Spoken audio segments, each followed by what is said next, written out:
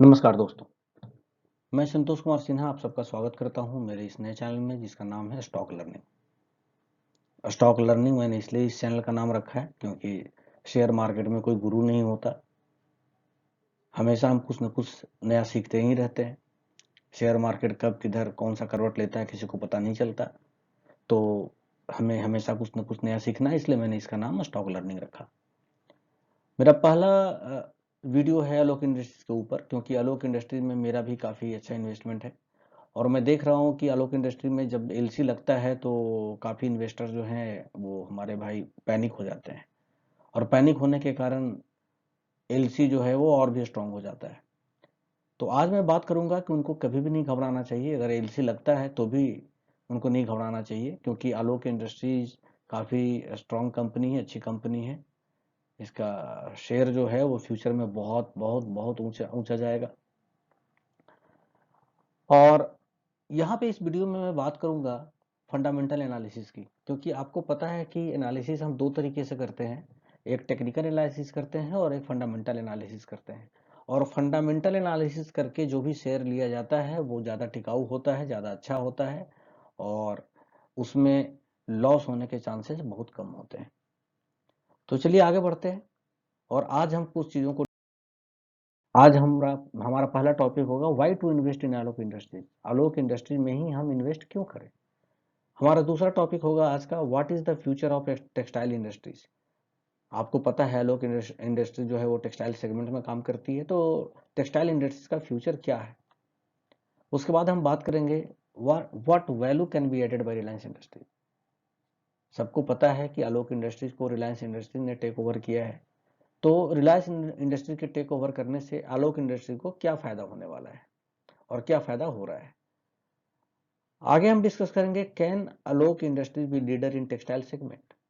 क्या आलोक इंडस्ट्री आगे चलकर टेक्सटाइल सेगमेंट्स में लीडर होगा। उसके बाद हम बात करेंगे what is the intrinsic share price of Alok industry. Alok industry का अभी अगर हम आकलन करें तो उसका शेयर प्राइस कितना निकल कर।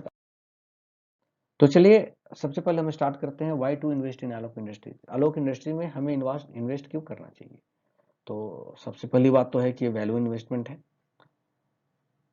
आपको पता है इन्वेस्टमेंट दो तरीके का होता है, एक वैल्यू इन्वेस्टमेंट होता है, ग्रोथ इन्वेस्टमेंट होता है। वैल्यू इन्वेस्टमेंट वो होता है जिसमें कि अगर शेयर का अगर मैं बुक वैल्यू देखूं तो उसका प्राइस जो है वो 100 रुपीज़ होना चाहिए, मगर वो शेयर हमें 60 रुपीज़ के प्राइस पे अवेलेबल है। इसका मतलब कि वो काफ़ी अंडर वैल्यू है। तो 60 रुपीज़ उसका प्राइस नहीं है तो हमें काफ़ी सस्ते में मिल रहा है, तो वैसे शेयर में जब हम इन्वेस्ट करते हैं उसको वैल्यू इन्वेस्टमेंट करते हैं। और आलोक इंडस्ट्री का तो प्राइस वाकई में काफ़ी अंडर वैल्यू है भी, जैसे आलोक इंडस्ट्री का काम काज चल रहा है। तो ये सेटिस्फाई करता है हमारे पहले पॉइंटर को, डेट इज वैल्यू इन्वेस्टमेंट। दूसरा हम बात करते हैं ग्रोथ इन्वेस्टमेंट का। तो आलोक इंडस्ट्री का ग्रोथ आप सबको पता है, टेक्सटाइल इंडस्ट्री का ग्रोथ भी सबको पता है।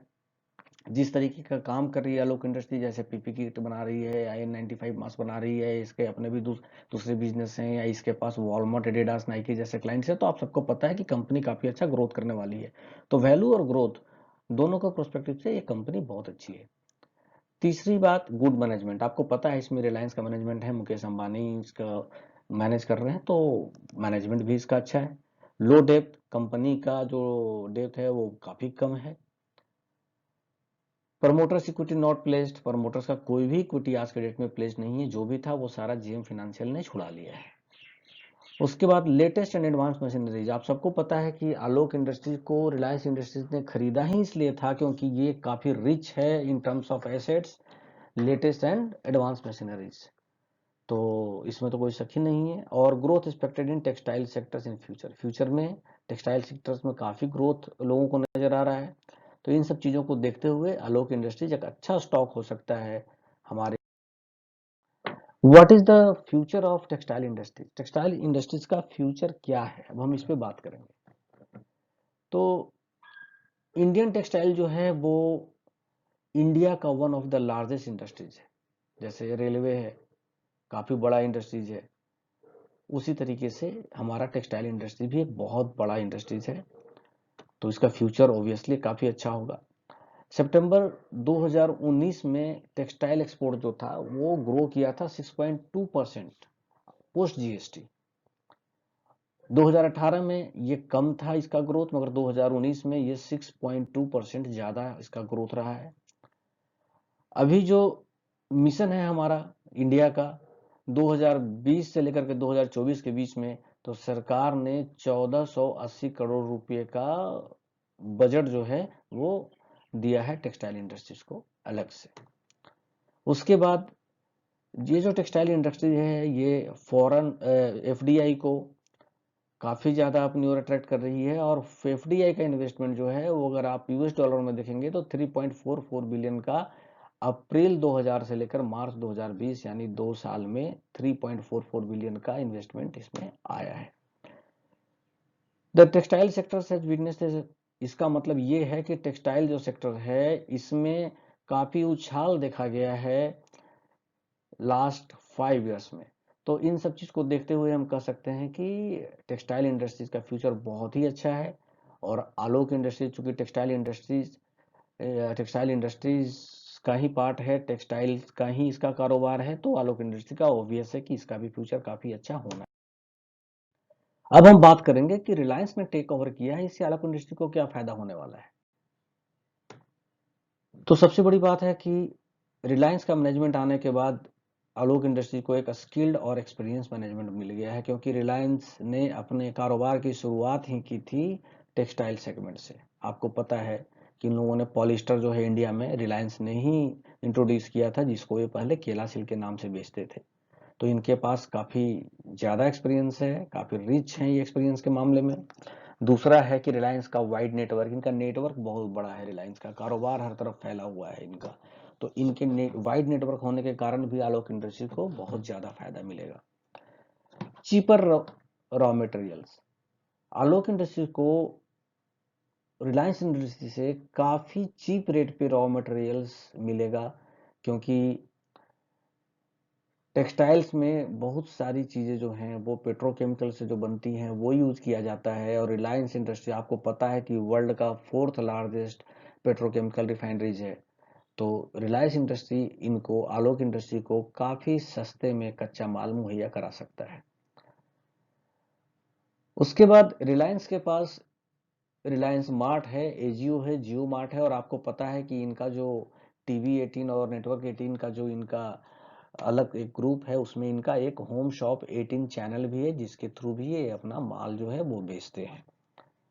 तो आलोक इंडस्ट्री को एक बहुत बड़ा प्लेटफॉर्म मिल जा रहा है रिलायंस के आने से, नए नए चैनल्स खुल जा रहे हैं, जिसके थ्रू अपना तो इसका जो बिजनेस है वो है ही, उसके अलावा ये रिलायंस के थ्रू भी ये अपने बिजनेस को काफ़ी ज़्यादा बढ़ाएगी। ओवरकम ऑन प्रीवियस हैडल्स, सबको पता है कि आलोक इंडस्ट्रीज पहले लॉस में गया था। क्या रीजन था उसका? उसका रीजन ये था कि उसने कुछ चीजें ऐसी करनी शुरू कर दी थी खुद से जो उसके बस के बाहर की चीज थी। वो चीजें अब उनको रिलायंस प्रोवाइड कराएगा।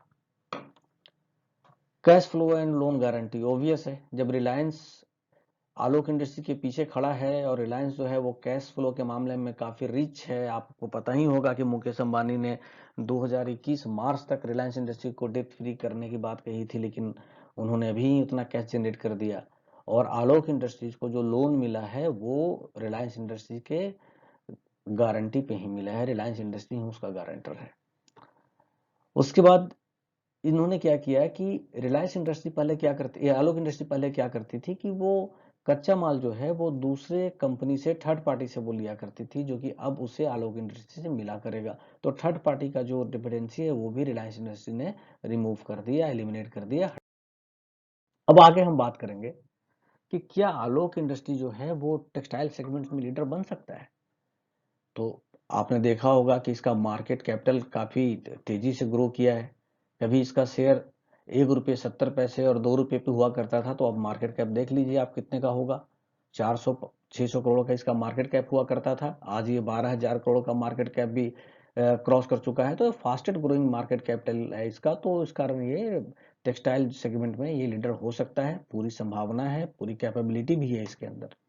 दूसरी बात कि ये जो है इसके चूंकि मशीन काफ़ी लेटेस्ट हैं, काफ़ी एडवांस है, इस कारण ये जो भी प्रोडक्ट प्रोड्यूस करेगा, जो भी माल ये बनाएगा वो काफ़ी क्वालिटी वाले प्रोडक्ट होंगे। और ये रिलायंस है, चूंकि रॉ मटेरियल्स तो काफ़ी चीप रेट पे मिल रहा है, तो इस कारण इसका जो प्राइस होगा इसके प्रोडक्ट का वो भी काफ़ी चीप होगा, इकोनॉमिकल होगा। इसीलिए जो 2000 रुपये में जो हम पीपी किट इंपोर्ट कर रहे थे चाइना से, उस पीपी किट को इसने 650 रुपये में इंट्रोड्यूस कर दिया। ये एक रीज़न है। उसके बाद इसके पास प्रोडक्ट रेंज काफ़ी बड़ा है। ना केवल ये हेल्थ केयर सेक्टर के लिए N95 और पीपी किट आलोक इंडस्ट्री बनाती है, उसके अलावा इसके अपने तो बिजनेस हैं ही, जिसमें इसके काफ़ी सारे प्रोडक्ट्स हैं, वो भी ये बनाती है। तीसरा है कि huge offshore and domestic clients, इसके क्लाइंट्स काफ़ी बड़े बड़े हैं, बाहर भी हैं, इंडिया में भी हैं। आपको पता है ये वॉलमार्ट, नाइकी, एडिडास, ये सारे इसके क्लाइंट्स हैं, तो इसके पास क्लाइंट्स भी काफ़ी ज़्यादा हैं, तो क्यों नहीं होगा ये लीडर टेक्सटाइल सेगमेंट्स में। इसके आउटलेट्स काफ़ी हैं अलग अलग कंट्रीज में। इसने सारा जो इसका डिस्ट्रीब्यूशन चैनल है ये आलोक इंडस्ट्री ने पूरा तैयार करके रखा है, तो इस कारण से काफ़ी ज़्यादा प्रोबेबिलिटी है कि ये जो है वो टेक्सटाइल सेगमेंट्स में लीडर बन सकता है। डेप्थ भी इसके पास लगभग ना के बराबर है। पहले जहाँ 3000 करोड़ का डेप्थ हुआ करता था, सॉरी 30,000 करोड़ का डेप्थ हुआ करता था, आज इसके पास सिर्फ 4000 और 4500 का डेप्थ है, तो डेप्थ भी इसके पास ना के बराबर है। और इसके जो आलोक इंडस्ट्रीज 2015-16 तक जो सिर्फ इनका अपना सोर्स था, उसके अलावा अभी इनका सोर्स ऑफ इनकम जो है वो पीपी किट्स और N95 मार्क्स से भी जनरेट कर रही है। तो सब मिला करके ये सारी चीजें आलोक इंडस्ट्रीज को काफी पुश करती हैं, बूस्ट करती है कि ये जो है वो लीडर बने टेक्सटाइल। उसके बाद ये तो हमने डिस्कस कर ही लिया। अब हम आगे बात करते हैं कि what is the intrinsic share price of Alok industries. आप सब जानना चाह रहे होंगे कि अभी आलोक इंडस्ट्री का शेयर प्राइस क्या होना चाहिए।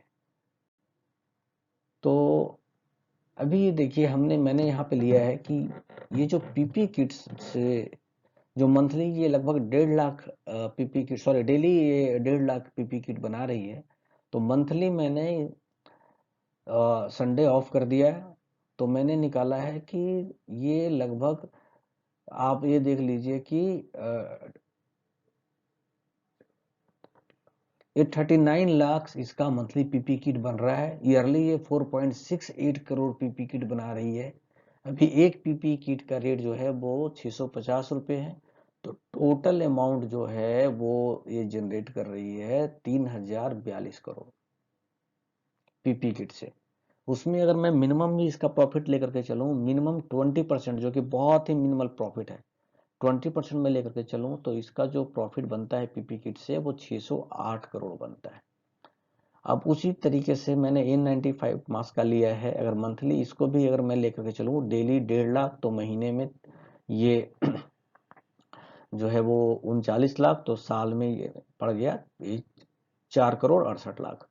इसका अगर इसका N95 मास्क का अगर रेट में 100 रुपया भी लेकर के चलता हूँ, तो टोटल अमाउंट जो बनता है वो बनता है 468 करोड़। प्रॉफिट अगर 25%, इसमें प्रॉफिट ज़्यादा होता है मास्क में, तो अगर मैं 25% भी लेकर के चलूँ, तो ये प्रॉफिट जो जनरेट करता है वो जनरेट करता है 95 मार्क्स से 117 करोड़। उसके बाद मैंने क्या किया है कि मैंने ये देखा कि जब 2015 में कंपनी जब ठीक कर रही थी, तो कंपनी जो है वो प्रॉफिट कितना हो रहा था, तो 2015 का जो मैंने प्रॉफिट लिया है वो है 350 करोड़ का इसको प्रॉफिट हुआ था। और उसमें जो इंटरेस्ट दे रही थी उस वक्त कंपनी, वो 3,251 करोड़ का इंटरेस्ट दे रही थी। अब इसको उतना इंटरेस्ट नहीं देना पड़ेगा, तो अब जो जो इसका आलोक इंडस्ट्री का जो पुराना कारोबार था वो तो कारोबार अब भी है, तो जो पैसे जनरेट हो रहे थे वो उतने पैसे तो उसके होंगे ही N95 मास्क और पीपी किट के अलावा। तो जो इंटरेस्ट जो देना पड़ रहा था वो इंटरेस्ट का पैसा अब इनका बचेगा, तो वो प्रॉफिट इनका बन जाता है 4,326 करोड़ के प्रॉफिट पे ये आएगी।